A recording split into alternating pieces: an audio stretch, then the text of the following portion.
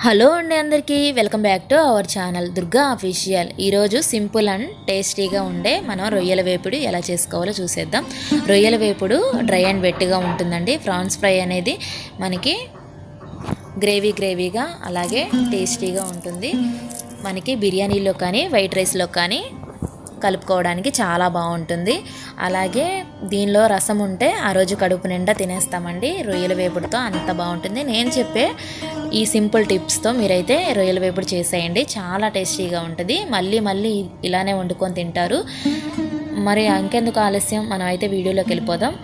Let's start now. ముందుగా అయితే మనం రొయ్యలను అయితే నేను 1 కేజీ తీసుకున్నానండి. ఆ రొయ్యల్లో కొంచెం ఉప్పు, అలాగే పసుపు, అలాగే 1 టేబుల్ స్పూన్ నిమ్మరసం వేసుకున్నాను. ఈ వేసుకోవడం వల్ల మనకి నీసు వాసన అనేవి పోతుందండి. అలా కడిగి పెట్టుకున్న రొయ్యలను అయితే నేను పొయ్యి మీద బాండి పెట్టుకొని బాండీలో అయితే రొయ్యలు వేసేసానండి. ఈ రొయ్యల్లో నుంచి వాటర్ అనేది బయటికి రావాలండి. దీనిలో మనం కొంచెం పసుపు అలాగే కొంచెం ఉప్పు వేసుకోవాలి. అలా వేసుకున్న తర్వాత నీళ్లు మొత్తం పైకి ఊరతాయండి.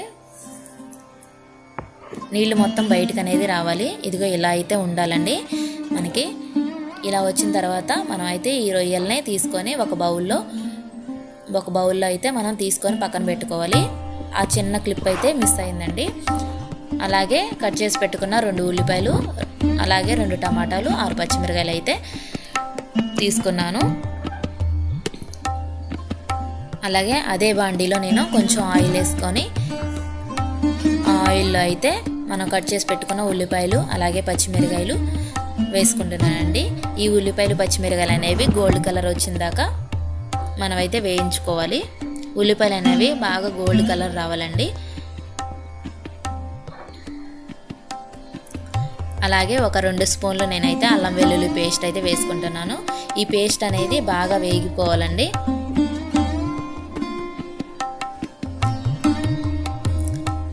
అలాగే ఎంతమందికి ఇష్టం ఈ రొయ్యల వేపుడు?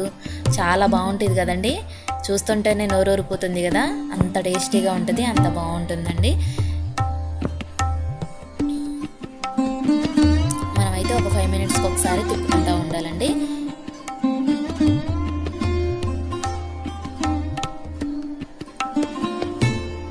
అలాగే మనం కట్ చేసి పెట్టుకున్న తర్వాత టమాటాలు అయితే వేసుకోవాలి.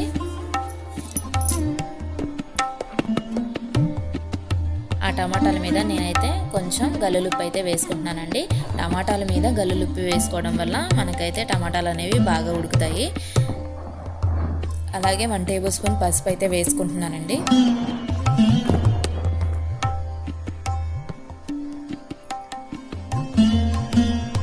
ఉప్పు అనేది మనకి కొంచెం వేసుకోండి, లేదంటే మనకి కసమైపోతుందండి కర్రీ అనేది.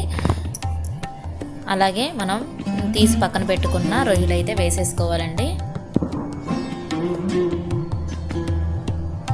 ఈ రొయ్యలకి మసాలా పట్టేలా మనమైతే కలుపుకోవాలి.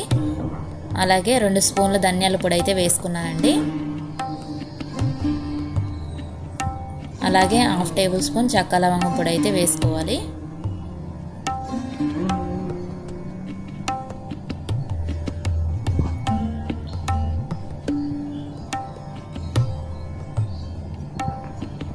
అలాగే ఫ్రాన్స్ ఫ్రై అంటే ఎంతమందికి ఇష్టం?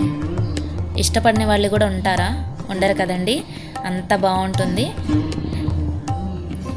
ఇలా అయితే మనకి ఆయిల్ అనేది పైకి రావాలండి. ఒక 10 మినిట్స్ దాకా మనం అయితే ఇలా వేయించుకోవాలి. మసాలాలు వేసిన తర్వాత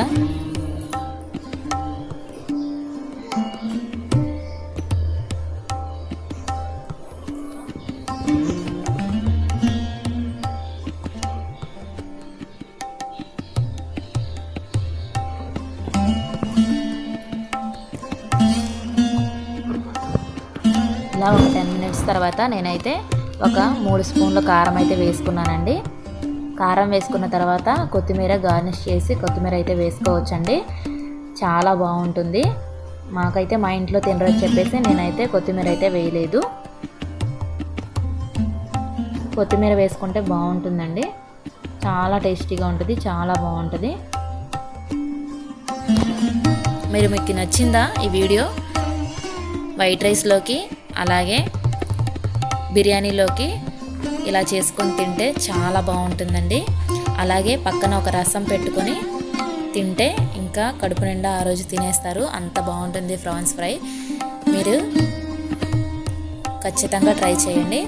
మీకు నచ్చిందనే అనుకుంటున్నాను. మీకు నచ్చితే లైక్ చేయండి, షేర్ చేయండి, సబ్స్క్రైబ్ చేయండి.